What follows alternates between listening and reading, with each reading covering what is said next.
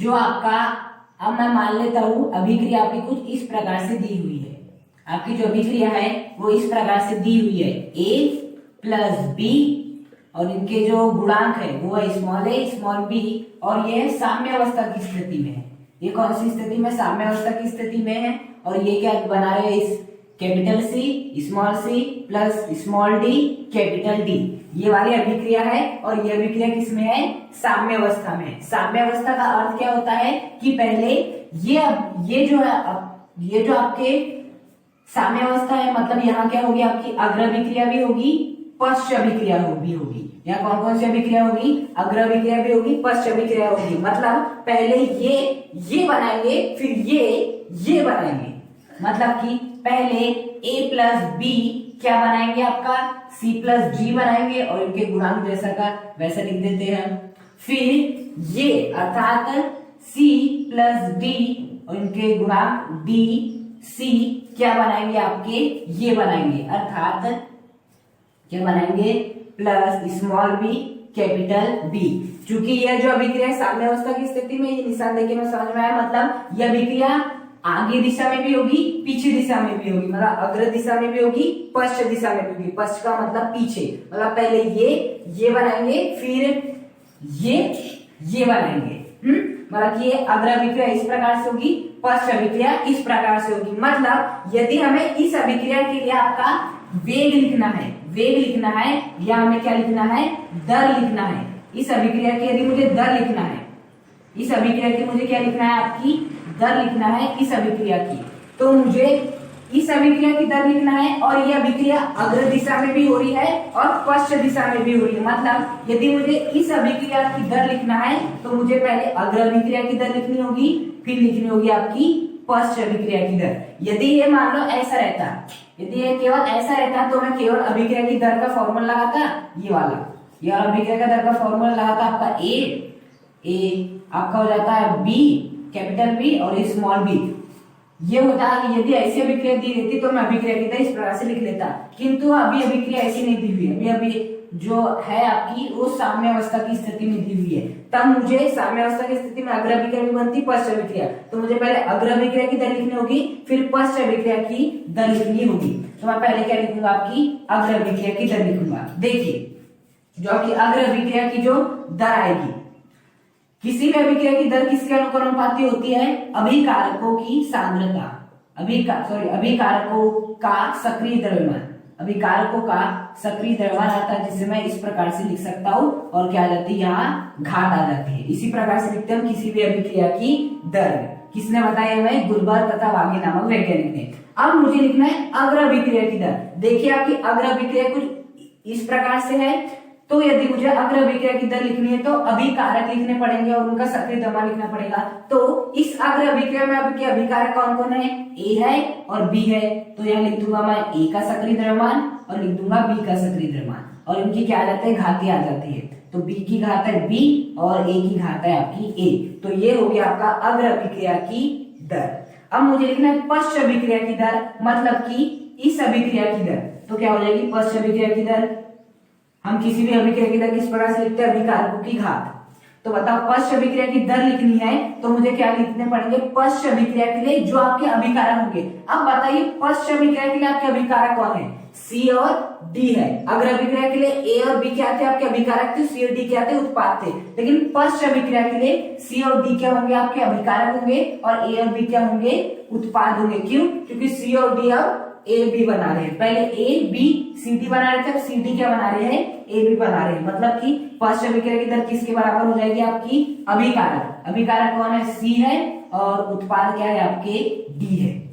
आपके अभिकारक क्या है? C है, और उत्पाद क्या है? D है। इनका लेंगे हम सक्रिय द्रव्यमान, और इनकी आ जाएगी आपकी घातें। C की घात आ जाएगी C और D की घात आ जाएगी आपकी स्मॉल d। तो ये लिख लेंगे आप अग्र अभिक्रिया का दर इस प्रकार से AB की पावर स्मॉल ab, और पश्च अभिक्रिया की दर CD की पावर CD।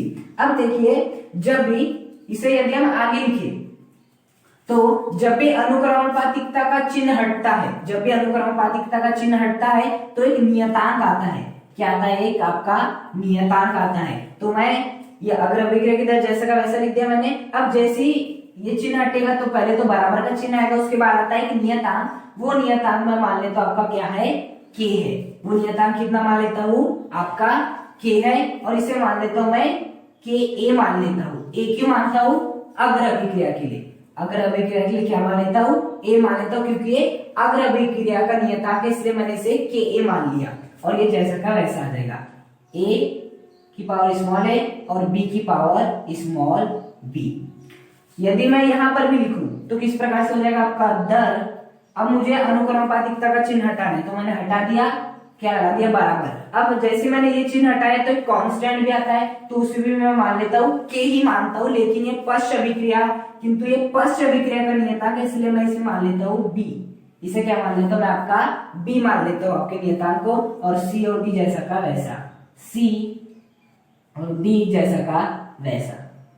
मैंने क्या किया, अग्र अभिक्रिया की पहले दर लिखा, इस प्रकार लिखेंगे।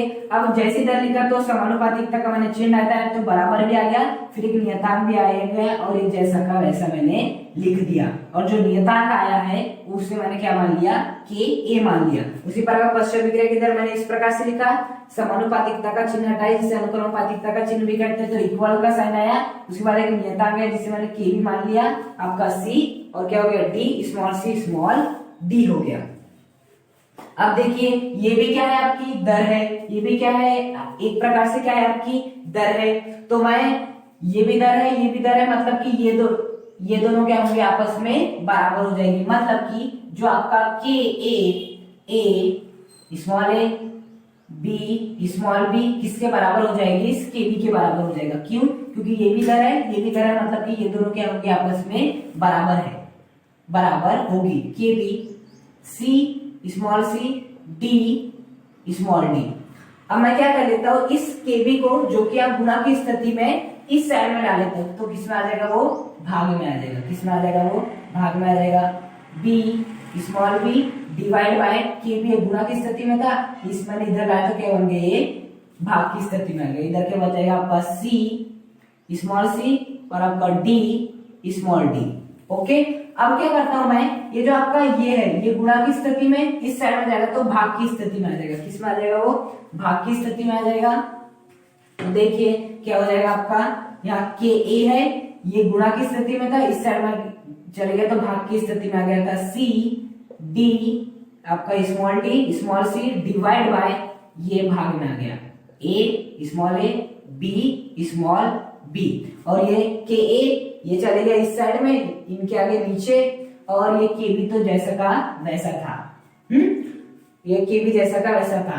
तो इस के ए देखिए ये क्या है आपका, अग्र अभिक्रिया के लिए क्या है, आपका नियतांक है, ये क्या है आपका, अग्र अभिक्रिया के लिए नियतांक है, ये आपका क्या है, पश्च अभिक्रिया के लिए नियतांक है, ये आपका अग्र अभिक्रिया के लिए नियतांक है। देखिए अग्र अभिक्रिया के लिए नियतांक क्या था, के ए था, तो ये है के, और ये क्या था आपका, पश्च अभिक्रिया के लिए नियतांक था, तो ये हो गया आपका पश्च अभिक्रिया के लिए नियतांक। यदि हम अग्र अभिक्रिया के लिए नियतांक और पश्च अभिक्रिया के लिए नियतांक का भाग लगाते हैं तो हमें क्या प्राप्त होता है, केसी प्राप्त होता है। केसी का अर्थ होता है आपका साम्य नियतांक, केसी का क्या अर्थ होता है, साम्य नियतांक, और साम्य नियतांक की वैल्यू किसके बराबर आ गई, C small C D small D divide by A small A और बी स्मॉल बी, इसके क्या आ गई, आपकी बराबर आ गई। तो ये होता है आपका साम्य नियतांक। साम्य नियतांक किसके बराबर होता है, आपका साम्य नियतांक होता है यह आपका उत्पाद और इनकी घातें डिवाइड बाय अभिकारक और उनकी घातों के बराबर होता है आपका साम्य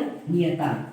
और साम्य नियतांक वास्तव में होता क्या है, अग्र अभिक्रिया के लिए जो नियतांक प्रयुक्त होता है और पश्च अभिक्रिया के लिए जो नियतांक प्रयुक्त होता है उसका यदि हम भाग लगा दे तो हमें क्या प्राप्त होता है, केसी प्राप्त होता है, और इस केसी को हम क्या कहते हैं, साम्य नियतांक कहते हैं, और वो आपका कितना प्राप्त हो गया, हमें इतना प्राप्त हो गया, ये हो गया आपका साम्य नियतांक। अब देखिए जैसे कि यदि आपको अभिक्रिया कुछ इस प्रकार से दी हुई है कि H2O जो है वो भी लिक्विड है, और ये बना भी रहा है, कोई लिक्विड ही बना रहा है, ये कोई क्या बना रहा है, लिक्विड ही बना रहा है, अर्थात यहाँ जली की बात हो रही है, यहाँ भी जली की बात हो रही है।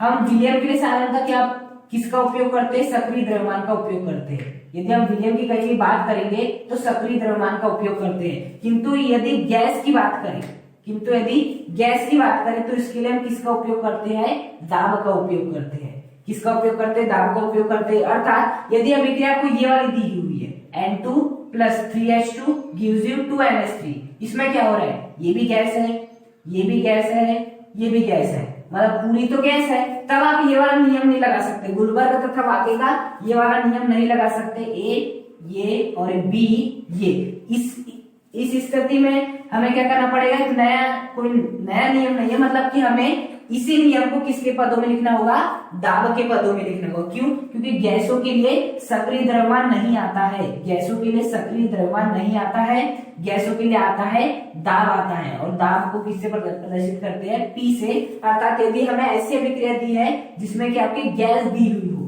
तब तो उनके लिए सक्रिय द्रव्यमान का उपयोग नहीं करते, उसके लिए करते हैं दाब का प्रयोग। तो गुलबर्ग तथा वागे ने जो नियम दिया था वो दिया था सक्रिय द्रव्यमान को लेकर, और क्या नियम था आपका, वो जो नियम था आपका वो नियम था दर अनुक्रमानुपाती सक्रिय द्रव्यमान ए का और सक्रिय द्रव्यमान बी का, उनकी क्या थी, घात थी। अब यदि मुझे इसी नियम को किसके लिए लिखना हो, दाब के लिए, इसी नियम को यदि मुझे गैस उसके लिए, गैस के लिए लिखना हो तो कुछ नहीं करना आपको, दर अनुक्रमानुपाती, यहाँ आता ए का सक्रिय द्रव्यमान, यहाँ आ जाएगा आपका ए का दाब, अर्थात P प्रेशर ऑफ ए, और इसकी घात कितनी आ जाएगी, ए। अब मुझे यहाँ B का क्या लिखना, सक्रिय द्रव्यमान। अब मैं बात करूं गैसीय अभिक्रिया की, तो यहाँ आ जाएगा B का प्रेशर, और इसकी घात जैसा का वैसा आ जाएगा। मतलब यदि बात होती है विलयन की, बात होती है विलयन की, मतलब कोई ऐसी अभिक्रिया जिसमें कि गैस की बात नहीं हो रही, गैस बिल्कुल भी नहीं आ रही है, तब आप इस नियम का उपयोग करोगे, क्योंकि इस नियम का उपयोग करोगे। लेकिन यदि बात ऐसी अभिक्रिया की आ जाती है जिसमें कि केवल क्या हो, गैसे ही हो, जिसमें कि केवल गैसे ही हो, अब यदि मुझे उस अभिक्रिया का दर लिखना है तो मैं इसका उपयोग नहीं कर सकता हूँ, क्योंकि गैसों के लिए कभी भी सक्रिय द्रव्यमान का उपयोग नहीं किया जाता, तो दाब का किया जाता है। तो आपको कुछ नहीं करना है, इस नियम में सक्रिय द्रव्यमान के स्थान पे बस P लिखना है, तब प्रेशर लिखना है, बाकी सब कुछ जैसा का वैसा आ जाएगा। अर्थात यदि गैसीय अभिक्रिया हो तब आपका नियम क्या बन जाएगा, आपका ये वाला नियम बन जाएगा।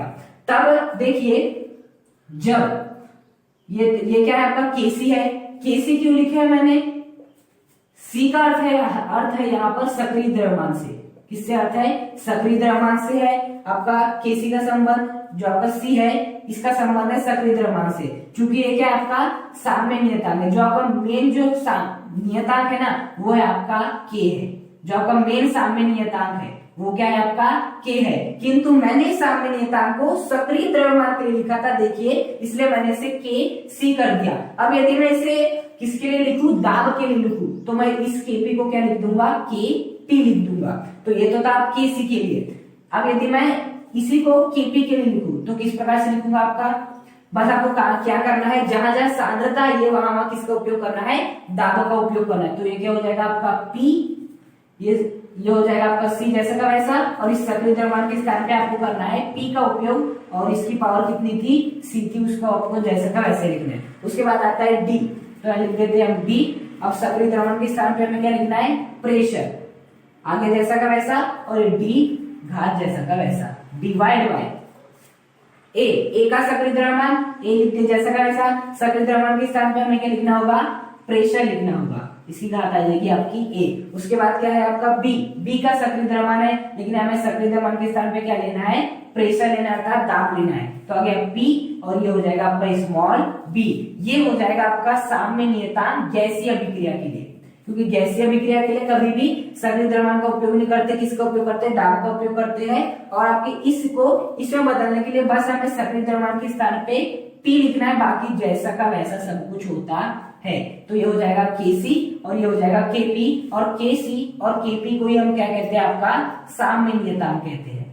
क्या होते हैं, क्या कहते हैं, आपका साम्य नियतांक कहते हैं। यदि दाब के लिए हो जाए, साम्य नियतांक मेन होता है आपका के, लेकिन यदि वो सक्रिय द्रव्यमान के लिए हो जाए तो बन जाता है केसी, और यदि वह दाब के लिए प्रयुक्त में हो जाए तो हो जाता है आपका केपी। तो ये होते हैं आपके दो नियतांक, साम्य नियतांक।